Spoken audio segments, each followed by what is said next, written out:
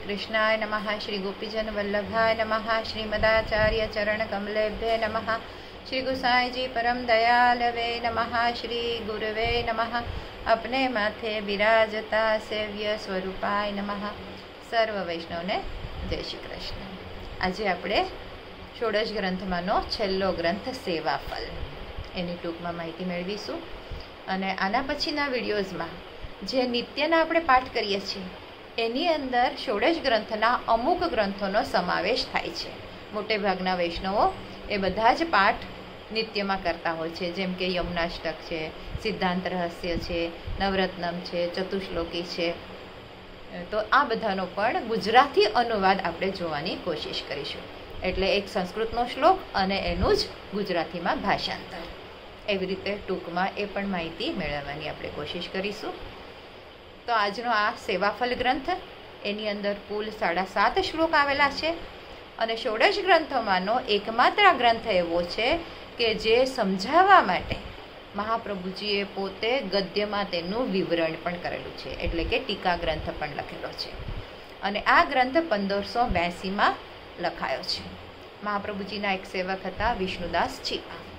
એ આગ્રાની નજીકના એક ગામમાં રહેતા અને મહાપ્રભુજીના શરણે આવ્યા અને એમણે મહાપ્રભુજીને વિનંતી કરી કે મહારાજ, હું મૂર્ખ છું અને મને આપના આ બધા મારા ઉપર આપ એવી કૃપા કરો કે શ્રીમદ ભાગવત સહિત આપણા જે બધા કંઈ ગ્રંથો છે એ બધા ગ્રંથોનું મને જ્ઞાન સારી રીતે થઈ જાય અને આપણા માર્ગનો સિદ્ધાંત પણ હું એમાંથી સમજી શકું.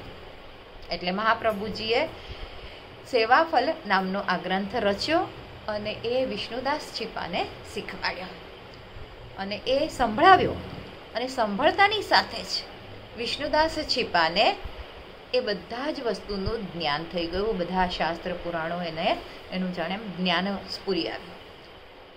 પણ છતાં એના મનમાં એક એવો ભાવ આવ્યો કે આ મને કંઈક સમજાયું તો નથી, એટલે એનો અભિપ્રાય શું?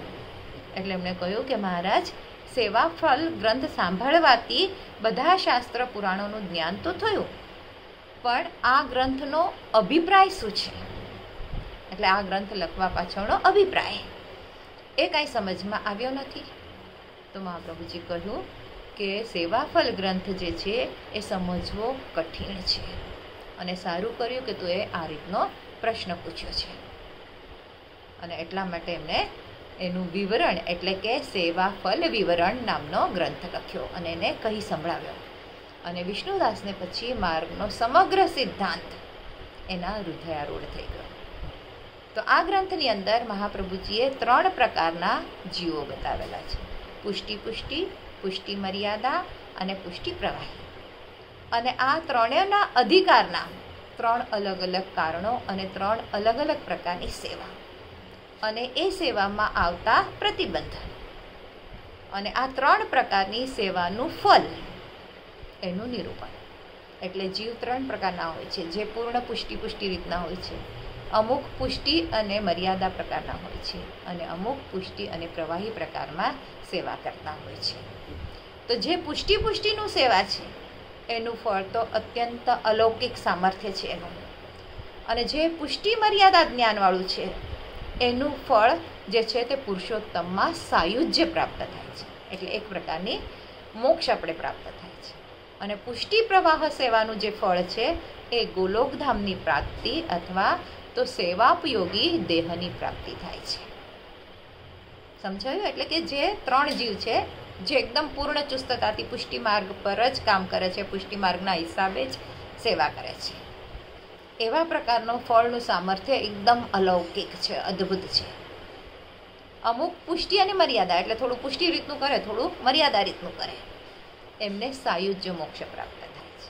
અને જે પુષ્ટિ પ્રવાહી રીતનું કરતા હોય છે, એટલે જેટલા પથ્થર એટલા દેવ પૂજતા હોય, એવી રીતે જે ગડોરીઓ સમાજ જે કહેવાય એવી રીતના એ લોકોને સેવા ઉપયોગી દેહ પ્રાપ્ત થાય છે. અને આ 3 પ્રકારના ફળ જ્યારે આપણે મળે એમાં જે પ્રતિબંધ આવે છે તો એ પ્રતિબંધ છે ઉદ્વેગ, ચિંતા થતી હોય છે. પછી જે પ્રતિબંધ બીજો આવે છે એ જીવકૃત અને ભગવતકૃત, એવી રીતના 2 પ્રકારના વિઘ્ન આવે છે. અને ત્રીજું છે લૌકિક ભોગ. તો આ પ્રતિબંધ દૂર કેવી રીતે થઈ શકે છે? તો પહેલું તો ભગવદ ચિંતન કરવાથી આપણી ચિંતા દૂર થાય છે. એટલે ચિંતન કરો, ચિંતા નહીં. બીજું, જીવકૃત જે પ્રતિબંધ આવે છે કે આપણે નિર્મિત, તો એના આપણા બુદ્ધિથી જ આપણે કંઈક એવા ઉપાય કરી એને આપણે દૂર કરવાનો છે. અને જે ભગવદકૃત પ્રતિબંધ આવે છે એ દૂર કરવાનો તો કોઈ ઉપાય હોતો જ નથી. અને લૌકિક ભોગ મન વડે જ દૂર થાય છે. એટલે મનથી આપણે મક્કમ રહીએ તો આ બધા લૌકિક ભોગને આપણે છોડી શકીએ છીએ. અને ઘર વગેરેનો ભગવત સેવામાં વિનિયોગ કરવાથી એ પણ લૌકિક ભોગ દૂર થાય છે. એટલે બધું જે પણ કંઈક છે લૌકિક, એ બધું પ્રભુ માટે છે. એવી રીતે ધીમે ધીમે આપણે મનને વાળતા જઈએ તો ધીરે ધીરે એ પણ ભોગ આપણો અલૌકિક પ્રભુ સેવા ઉપયોગી બની જાય છે.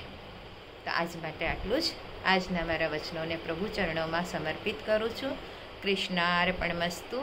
જે કાંઈ ભૂલચૂક થઈ હોય તે માટે ક્ષમા ચાહું છું. અને આ ષોડશ ગ્રંથ આપણે પ્રભુ કૃપાથી અત્યાર સુધી આટલી રીતે આપણે પૂરો કરી શક્યા છીએ. હવે એનો ગુજરાતી અનુવાદ આપણે જોવાની કોશિશ કરીશું. મુખ્ય જે ગ્રંથો છે એમાંના, જે આ પુસ્તકમાંથી જ આપણે જોઈશું. જય શ્રી કૃષ્ણ.